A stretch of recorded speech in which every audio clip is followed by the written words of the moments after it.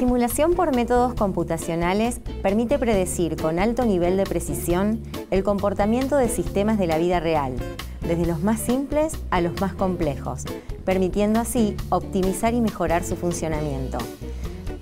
Para explicarnos en qué consisten estos métodos y qué tipo de problemas pueden resolver, nos acompaña Damián Ramajo, docente de la Facultad de Ingeniería y Ciencias Hídricas de la Universidad Nacional del Litoral e investigador del Centro de Investigación de Métodos Computacionales de UNL CONICET. Hola Damián, bienvenido al programa. Hola Mariana, muchas gracias por invitarme. Bueno, a ver, contanos un poco, como para empezar y romper el hielo, ¿en qué consisten los métodos computacionales? Bueno, básicamente la idea es tomar las ecuaciones que son las que gobiernan el comportamiento de los distintos materiales. Materiales me refiero, puede ser sólidos, fluidos, gases. Esas ecuaciones constitutivas que nos dicen cómo se van a comportar esos materiales se pueden resolver a una escala muy pequeña o en grandes volúmenes, grandes piezas. Por ejemplo, si yo agarro un material como un sólido y le aplico una fuerza, una tracción, ese material se va a estirar. La cantidad de la elongación de ese material va a depender básicamente de sus propiedades y de las leyes que lo gobiernan. Si ese mismo material constituye una pieza de mayor tamaño, si la pieza es sencilla, yo puedo hacer las cuentas a mano, puedo hacer exactamente el mismo cálculo y encontrar cuánto se va a estirar, por ejemplo, una barra de hierro.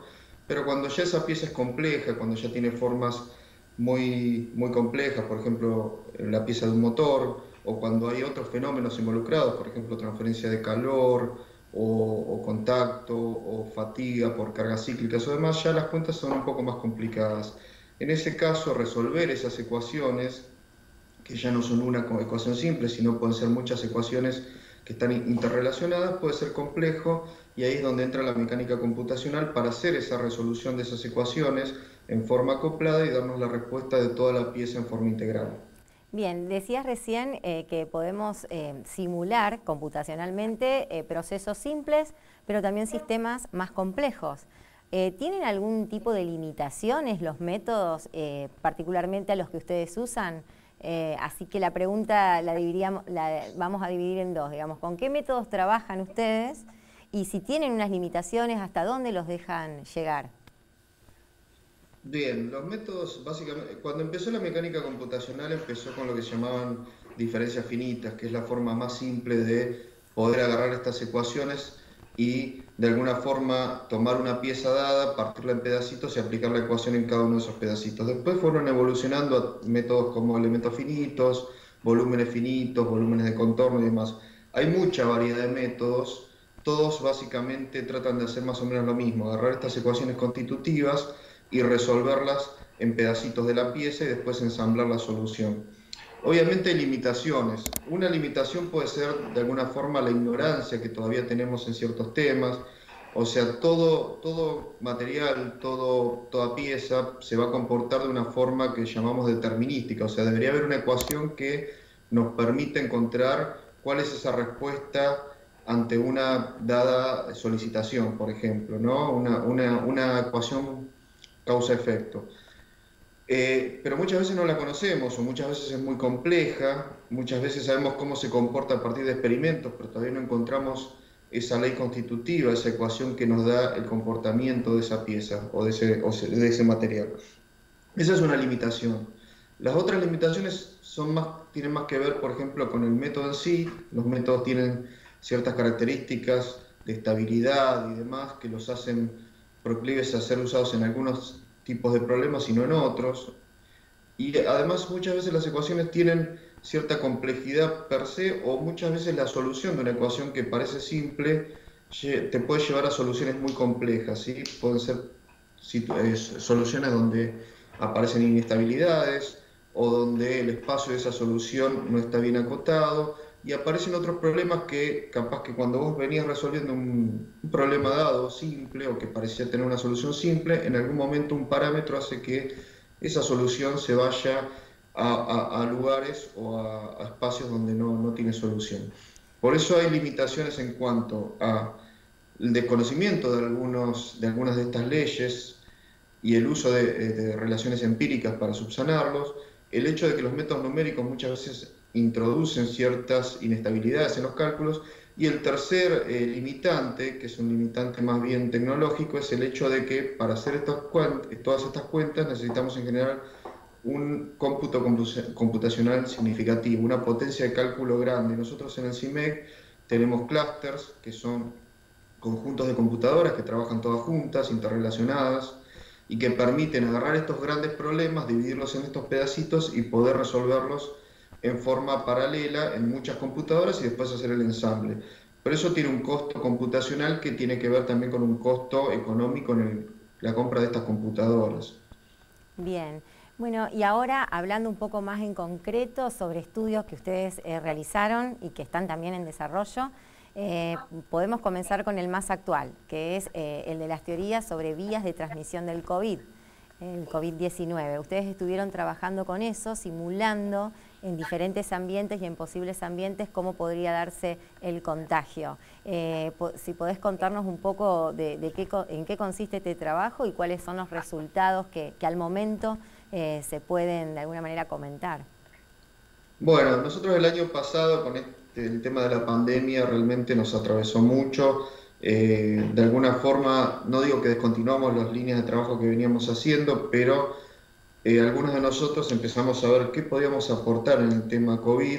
Vimos trabajos que estudiaban, utilizando métodos computacionales, todo el tema del transporte de partículas, cuando uno, por ejemplo, estornudaba o tosía, cómo esas partículas que uno emite en esos eventos de respiración pueden salir de la boca, volar y ser transportadas, y con eso transportar el virus a distintos lugares. Trabajos desde mediados de 2020 a esta parte, la cantidad de trabajos que han aparecido en este tema han sido increíbles. O sea, uno está acostumbrado a leer sobre un tema y encontrar que la evolución de ese tema puede llevar 5 o 10 años, y los trabajos aparecen uno cada año. Acá aparecen trabajos todas las semanas. Y hubo, al principio, ¿cuál era el problema? Por desinformación o por desconocimiento en realidad de cómo se transmitía el COVID, se asumieron ciertos mecanismos de contagio que venían de otro tipo de enfermedades respiratorias. Entonces se pensaba que básicamente el transporte del virus era, o mejor dicho, el hecho de que yo me contagie de COVID era básicamente dado por dos mecanismos. Uno era por los llamados fómites, que era cuando uno tocaba una superficie contaminada, se llevaba la mano a la boca o a la nariz y de esa forma el virus ingresaba en el organismo. Y la otra era por las gotas balísticas. Cuando uno estornuda, cuando uno tose, genera gotas de un tamaño significativo que pueden volar varios metros, literalmente. Por eso se llama balística, porque son como balazos, o sea, son gotas que salen con mucha velocidad de la boca de uno y pueden viajar 2 o 3 metros en el aire hasta depositarse en una superficie o hasta impactar en otra persona. Y como esas gotas tienen un tamaño considerable, pueden ser las responsables de generar el contagio. La carga viral que hay en esas gotas puede ser significativa. Entonces, ¿qué hicimos nosotros? Bueno, empezamos a estudiar eso, básicamente. Había trabajos que lo estudiaban en la vía pública, trabajos que estudiaban qué pasaba en la estación de un subte, pero no veíamos trabajos que lo estudiaran, por ejemplo, en colectivos urbanos. Que bueno, los colectivos urbanos tienen ciertas características que de pronto los diferencian de un colectivo de larga distancia, sobre todo en lo que hace a la forma de ventilar, la forma de acondicionar el aire. Hicimos un trabajo que empezó básicamente en eso, estudiar cómo se transmiten las gotas de un estornudo, de una tos, de un pasajero a otro, y después fuimos viendo que en realidad ya el contagio empezó a mutar en el sentido, no, o mejor dicho, el conocimiento de cómo se daba ese contagio empezó a cambiar a partir de evidencias que mostraban que, si bien la tos, el estornudo eran posiblemente causas de contagio, no era la única, o no, incluso no era la más masiva. En ese aspecto, nosotros lo que hicimos fue, bueno, seguir leyendo bibliografía y encontrar que el tema de los aerosoles era preponderante en el tema del contagio. Y empezamos a simular ese tipo de fenómenos. Bien, ¿y cómo lo hicieron? Y explícanos un poco qué son estos aerosoles, a qué se denomina aerosoles. Bueno, Los aerosoles básicamente son partículas que pueden ser gotas, pueden ser sólidos también. Por ejemplo, un aerosol puede ser la ceniza volcánica que desprende un volcán. Cuando un volcán genera ceniza, son micropartículas muy pequeñas, pero son sólidas, que son arrastradas por el aire. Pero también pueden ser microgotas, pueden ser gotas de... Para que nos demos una idea, estamos hablando de partículas o de gotas que son del orden de un micrón. Un micrón es tomar un metro y dividirlo en 1.000.000 de partes y tomar una partecita. Eso es un micrón. Obviamente no lo puedo ver a simple vista y además, al ser partículas tan pequeñas, tienen una tasa de sedimentación, o sea, una velocidad de caída muy baja. ¿Sí? Cuando yo las emito, cuando hablo, cuando toso, cuando estornudo o incluso cuando respiro, genero estas partículas. Estas partículas, además de por ser muy pequeñas, tiene una tasa de caída muy baja, del orden de los décimas de milímetro por segundo o menos. Para que se den una idea, tardan en caer de mi boca hasta el piso aproximadamente 10 horas, si no hay una corriente de aire que las mueva, pero al mismo tiempo, si hay corrientes de aire, van a ser fácilmente arrastradas. Entonces, en un colectivo, por ejemplo, donde hay sistemas de aire que mueven el aire internamente o hay ventanillas abiertas, esas partículas van a ser muy fácilmente arrastradas y lo que hicimos nosotros básicamente es estudiar cuál era el efecto del aire acondicionado, de la apertura de ventanillas y cómo esas partículas podían ser emitidas por una persona que estuviera, por ejemplo, hablando o respirando y hasta dónde podían llegar, hasta dónde se podían propagar y cuál era el beneficio o el perjuicio de utilizar o no el aire acondicionado, de usar o no las ventanillas abiertas. Bien, ¿y cuál es eso? ¿La ventaja, el perjuicio de utilizar el aire acondicionado o, bueno, de ventilar de determinada manera? Porque no tampoco no es ventilar por ventilar. Hay también formas de ventilar cruzado, que se le llama, como para que sea más efectiva esa aireación, digamos.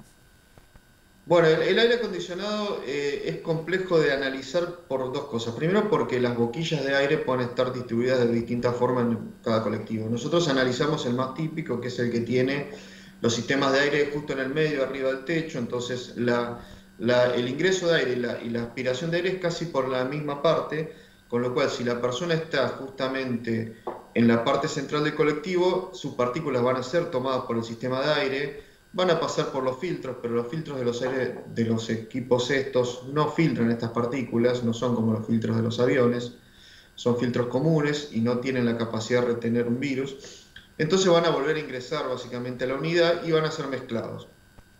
Ahora, los que están alejados de la parte media van a ver poco efecto del aire acondicionado y básicamente las partículas que ellos emitan van a quedar o atrás o adelante del micro sin contaminar de alguna forma al resto. El problema cuál es, que si yo no disemino rápidamente esas partículas, la concentración alrededor del infectado va a ir creciendo más rápido. Ahora, si yo las disemino en todo el ómnibus, de alguna forma la estoy reduciendo, la concentración se está reduciendo y por lo tanto el riesgo de cada una de las personas va a ser más chica.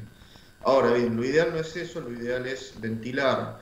Los sistemas de aire acondicionado de los colectivos en general tienen poca renovación de aire. El aire básicamente se recircula, no se renueva, entonces lo que estoy haciendo es mezclar el mismo aire, pero sin entrar aire fresco que diluya aún más esas partículas. Cuando yo abro las ventanillas, el efecto es completamente diferente.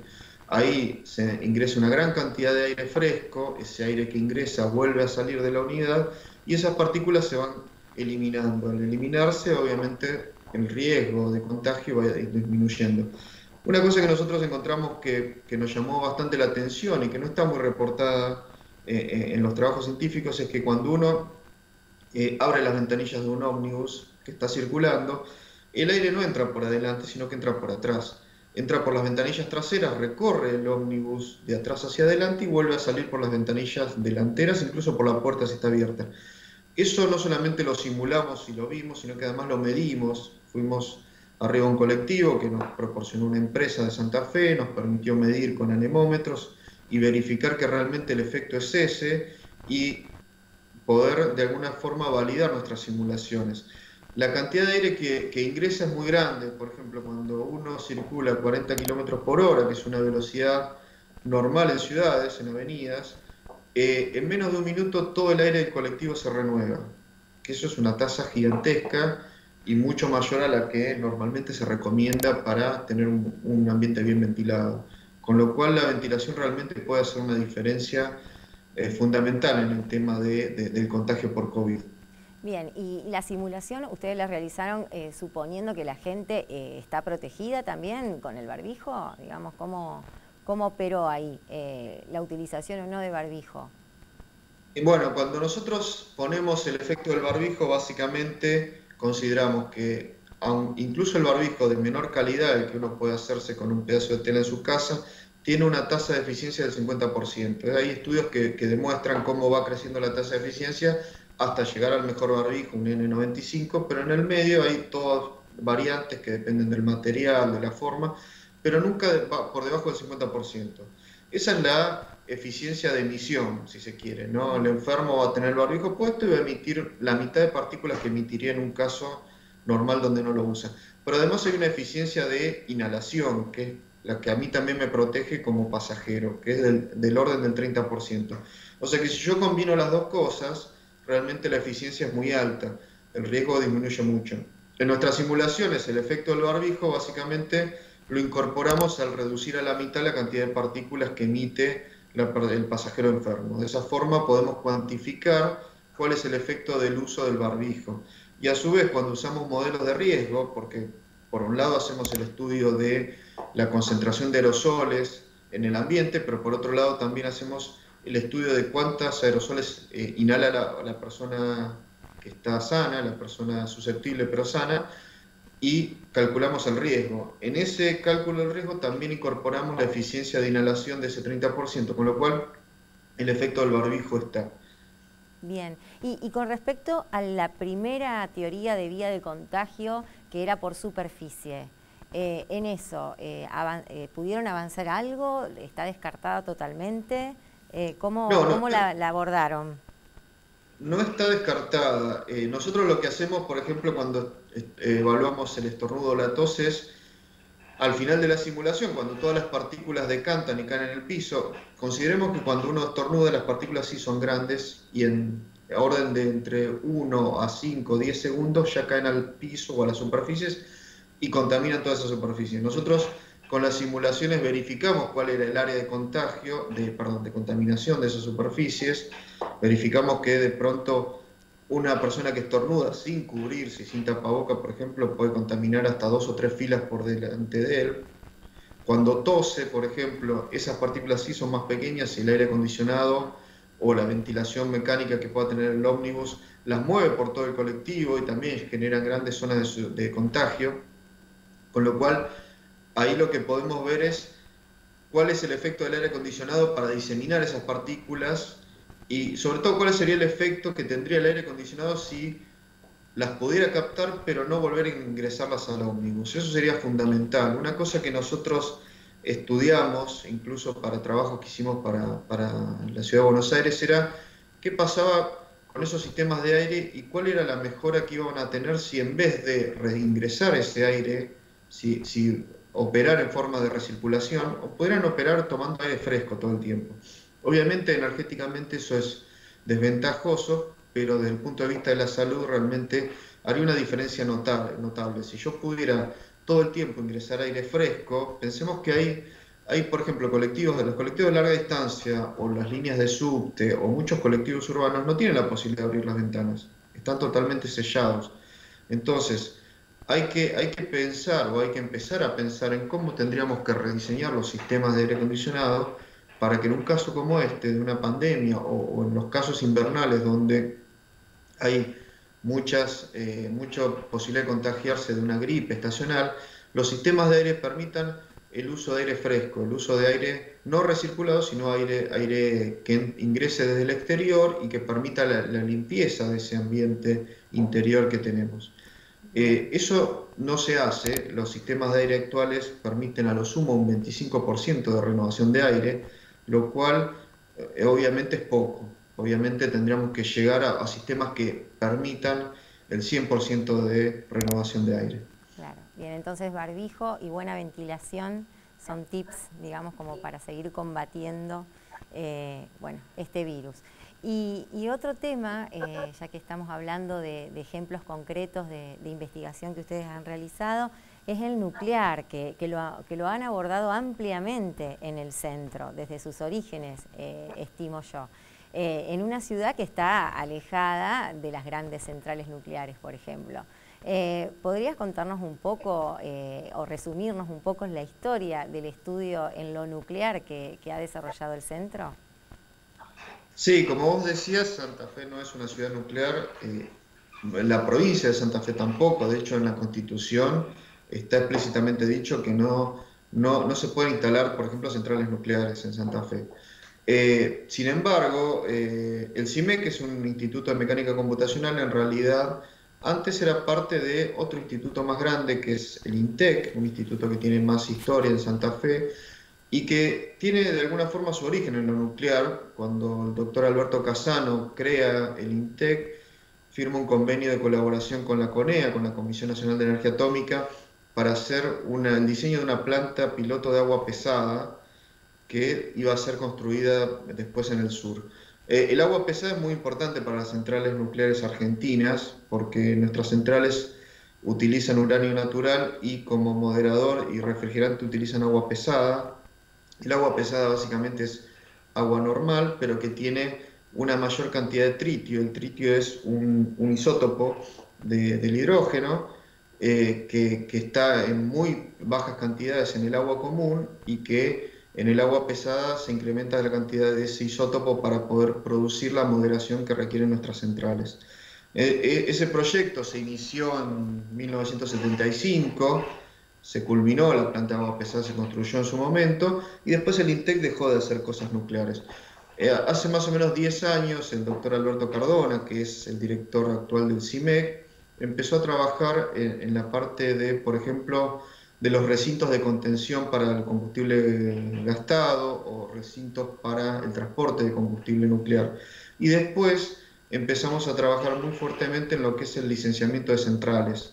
Las centrales nucleares en general tienen un proceso que se llama de verificación para licenciamiento. El licenciamiento es el permiso que otorga el Estado, en este caso la Comisión Nacional de Energía, la Autoridad Regulatoria Nuclear, que es el ente gubernamental que entrega el licenciamiento a las centrales, y es el que tiene que hacer una serie de verificaciones de la seguridad de las plantas previo a poder dar el ok para que la planta se ponga en marcha. Ese trabajo lo hicimos en colaboración con la ARN, primero sobre la central Atucha 2. Atucha 2 era una central que se había empezado a construir creo que a fines de los 70, pero después tuvo un periodo donde quedó totalmente parada la obra por más de 10 años. Después se volvió a poner en marcha la obra y muchos años después se pudo terminar. En todo ese proceso en que se iba construyendo se fueron generando todos los estudios de seguridad que requieren todas las centrales. Los estudios de seguridad son estudios que si bien corresponden la potestad a cada uno de los países, hay organismos internacionales que regulan o que dan normativas de cómo deben hacerse y cada uno de esos países miembros de esos comités internacionales después tiene que hacer las pruebas pertinentes para asegurarse que en situaciones de emergencia o situaciones anormales las centrales puedan, con sus sistemas de seguridad, puedan llegar a lo que se llaman paradas seguras o que puedan tener una operación segura en el tiempo establecido, que en general son unos 25 o 30 años. Bien. ¿Y qué otros tipos de trabajos están realizando actualmente, además de esto de que abordan lo nuclear, o en el caso del COVID-19, el tema de salud? ¿Cuáles son otros proyectos que han iniciado, que están en desarrollo, y si se han encontrado con alguno que les resultó ser más complicado de lo habitual y lo han podido resolver exitosamente? Bueno, nosotros hemos hecho de todo. Si vos mirás todos los trabajos que hace el grupo va desde resolver problemas de mecánica computacional en fluidos, en sólidos, trabajos en bioingeniería. Realmente hay mucha gente trabajando en temas diversos. En particular yo he trabajado en temas que van desde procesos químicos. Para YPF trabajamos muchísimo en estudiar equipos y procesos. Hemos trabajado para lo nuclear desde hace 10 años en todo lo que es la termohidráulica, cómo el reactor funciona, cómo se refrigera, cómo los sistemas de seguridad tienen que operar para que el reactor sea seguro en ciertas cosas. Estamos trabajando también en temas más de diseño de reactores con gente de Brasil, con becarios y directores de Brasil para tratar de hacer lo que serían los reactores de cuarta generación, que utilizan combustible gastado para producir energía y además reducir la carga radiactiva de ese combustible para poder llevarlo a los depósitos seguros. Pero también trabajamos en temas que de pronto no tienen nada que ver con eso o que parecen más de la vida cotidiana, pero que tienen que ver con la producción. Por ejemplo, un tema que estamos trabajando actualmente es estudiar plantas avícolas, las plantas de producción de huevos en particular, en Santa Fe hay muchas. Son plantas que básicamente son galpones muy grandes, donde tienen un sistema de ventilación bastante potente para poder extraer todo el calor que se genera y todo el calor que ingresa desde afuera.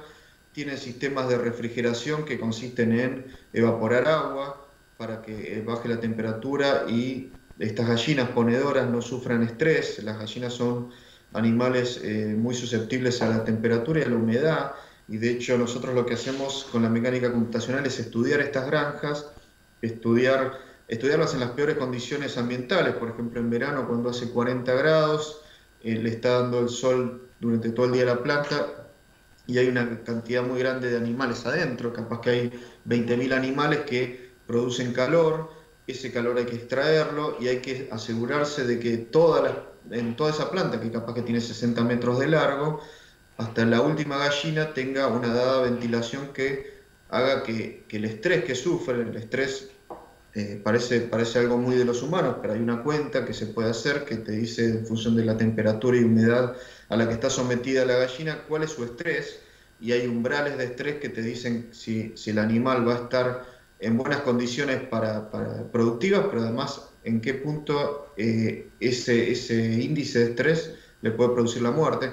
Entonces nosotros con la mecánica computacional simulamos el movimiento del aire, simulamos la carga térmica, la humedad, incluso la generación de gases que se producen, porque también se pueden envenenar por gases, y vemos cuáles son las condiciones de estos animales y qué ocurriría, por ejemplo, si de los 10 ventiladores que tiene la planta para refrigerar, uno falla, dos fallas o 5 fallan.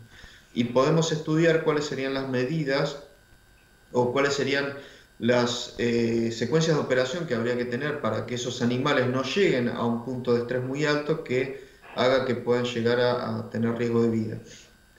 Ese es un tema, por ejemplo, donde nosotros vamos, medimos velocidades, medimos temperaturas, verificamos con nuestras simulaciones y tratamos de ajustar nuestros modelos computacionales. Otro tema que estamos arrancando justamente esta semana es, por ejemplo, estudiar el flujo dentro de los caños que se usan en Vaca Muerta para extraer el gas. Vaca Muerta es un yacimiento no convencional donde se hacen perforaciones de 1000 a 2000 metros de profundidad en lo vertical y después empiezan a perforar en forma horizontal durante capaz que 500 o 1000 metros. Realmente uno cuando lo piensa, cuando se lo explican, parece ciencia ficción, pero se está haciendo.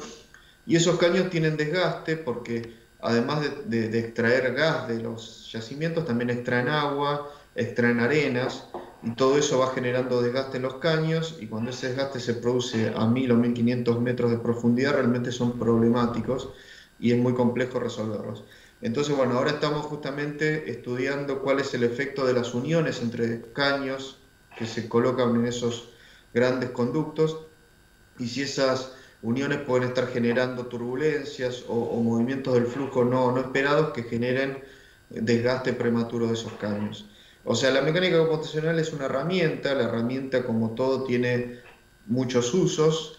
Nosotros básicamente, como te decía Mariana al principio, lo que hacemos es tomar las ecuaciones que gobiernan el comportamiento de un material, de una pieza, del aire y resolverlas. Entonces, cualquier cosa que esté hecho con un dado material es susceptible de ser estudiado por mecánica computacional. Sí, y lo que me decías también es que también recurren al campo como para tomar registro de datos concretos y datos de la realidad. Van, ustedes mismos miden, como me explicabas recién, por ejemplo, en el caso del colectivo. O sea, que se combina un poco lo que es actividad de campo con la actividad en la computadora, ¿no?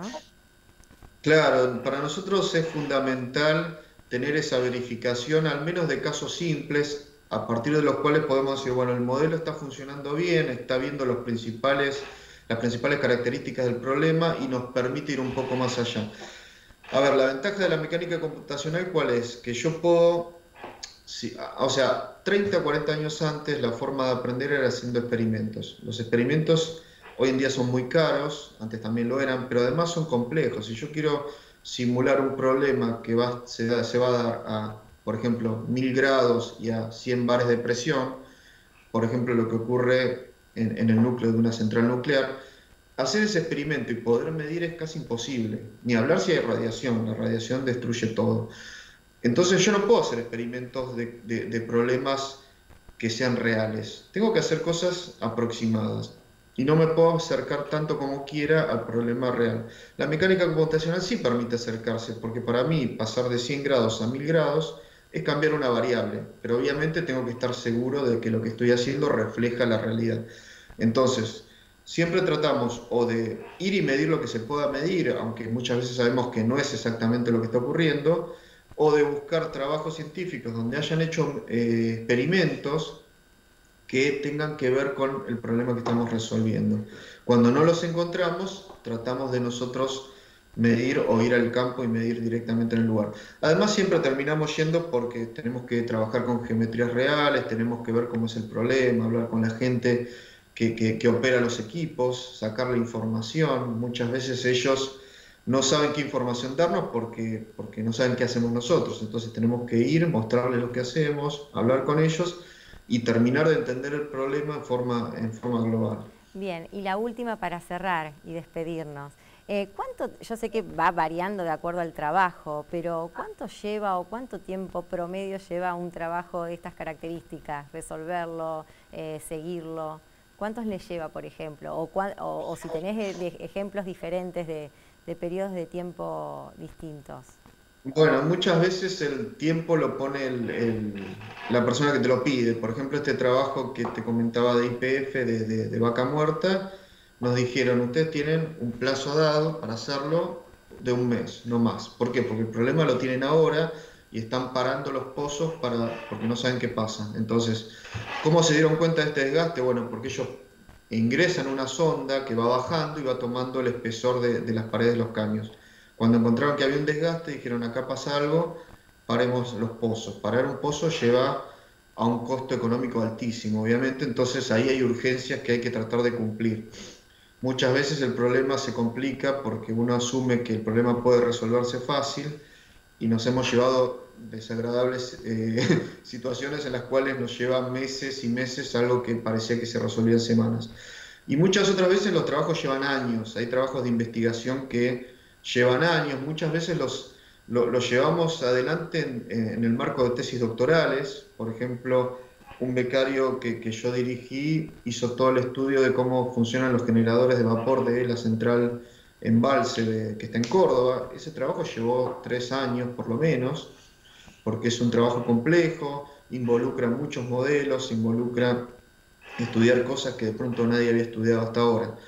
Cuando el trabajo es así de investigación te puede llevar años. Incluso hay trabajos de investigación que se han hecho para empresas, como por ejemplo YPF, que ha solventado trabajos de 2 años para estudiar cómo funcionan los tanques con los que ellos separan el crudo del agua que sale de los yacimientos. Trabajos muy, muy extensos que te permiten leer mucho y entender lo que otros han hecho para poder después empezar a reproducir lo que otro hizo y a partir de que uno puede hacer lo que otro ya está haciendo, poder aportar algo nuevo o poder aportar algo a los diseños autóctonos. Pensemos, por ejemplo, te doy un ejemplo. Atucha 1 y Atucha 2 son centrales únicas en el mundo. No vas a encontrar centrales nucleares como esas. Se pidieron en su momento, Siemens en Alemania las diseñó, las entregó y nunca más se hicieron. De hecho, nunca más se siguió investigando en ese tipo de centrales. Entonces, todo lo que nosotros podamos hacer es un aporte porque nadie más lo va a hacer, porque obviamente nadie tiene esas centrales y a nadie le interesa entenderlas. Entonces, esos trabajos llevan años, pero están bien justificados porque nadie más los va a hacer. Ahora, hay otros trabajos que sí, que te permiten tomar lo que otro ha hecho y aplicarlo, por ejemplo, a problemas, por ejemplo, de un problema como el de los tanques de YPF. Son tanques que se usan desde hace 60 años. pero el tanque está cerrado, nadie ve lo que pasa adentro. Y entender lo que pasa muchas veces es parte de lo que nosotros hacemos, poder explicarle a la gente cómo funciona el equipo, porque la gente que lo opera dice, bueno, entra tanto caudal de crudo y agua y sale tanto caudal de crudo por un lado y tanto de agua por el otro. Cuando empieza a andar mal, se empiezan a preguntar por qué hace lo que hace o por qué no hace lo que antes hacía. Y ahí es donde estas herramientas son muy útiles, porque te permiten ver donde no se puede ver. Yo no puedo meterme al tanque y mirarlo por dentro. Claro. Bueno, Damián, muy bien, muy claros los conceptos. Te agradecemos muchísimo la participación y bueno, hasta pronto. Bueno, muchas gracias a vos. La verdad que muchas gracias por participar de este programa y poder contar un poco lo que hacemos acá en el CIMEC. Felicitaciones. Gracias. Hasta luego.